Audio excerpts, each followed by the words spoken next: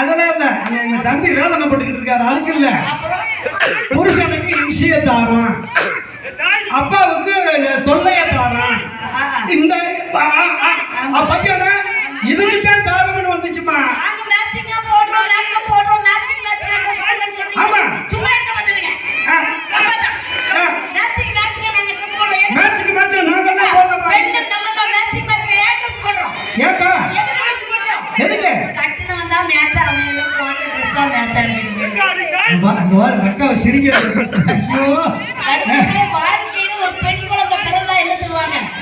ஒரு வீட்டுல ஒரு பெண் குழந்தை பிறந்தா என்ன சொல்லுவாங்க? என்ன சொல்லுவாங்க? மகாலட்சுமி பிறந்துட்டா, செல்வலட்சுமி பிறந்துட்டா, மலைமகள் பத்திரகாளியம்மா பிறந்துட்டான்னு சொல்லுவாங்க.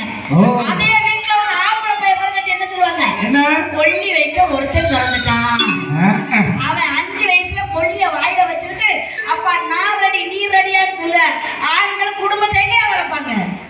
ஆனா அப்படி ஒருத்தர் இல்லம்மா, பூரா எல்லாம் பத்திரமாத்து தங்கங்களா இருக்காங்கல்ல. உண்மையிலே நாடார் குலங்கிறது சாதாரண குலம் இல்லைங்க. ஆமா, 4 நண்பர்களோடு பழகினாலும் நாடார் நண்பர்கள் பார்த்து பழகணும்னு சொல்லியிருக்காங்க. அப்படிப்பட்ட எங்களுடைய நாடார் குலம் சும்மா கிடையாது. அதனாலதான் கர்ம வீரர் காமராஜர் இன்னைக்கு என்ன தெரியுமா சொல்லுவாங்க?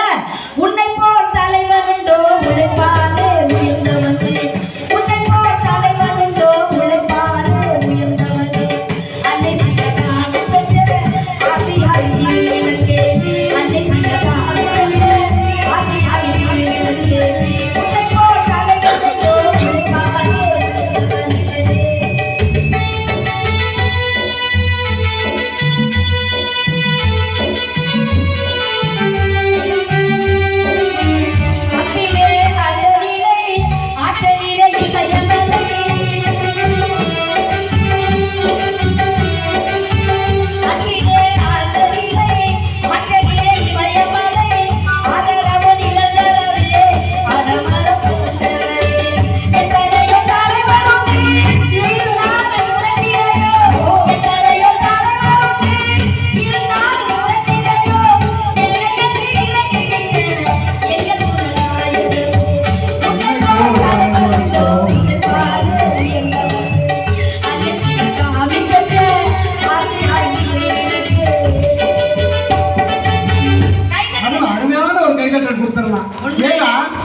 கர்ம வீரர் காமராஜர் மாதிரி இப்படி தலை சிறந்த தலைவர்கள் வாழ்ந்த மண்ணுல இன்னைக்கு பல இடங்கள்ல ஆண்கள் குடும்பத்தை சீரழிச்சிருக்காங்கிற செய்தியத்தான் அரசு மேல சொல்லியிருக்காங்க.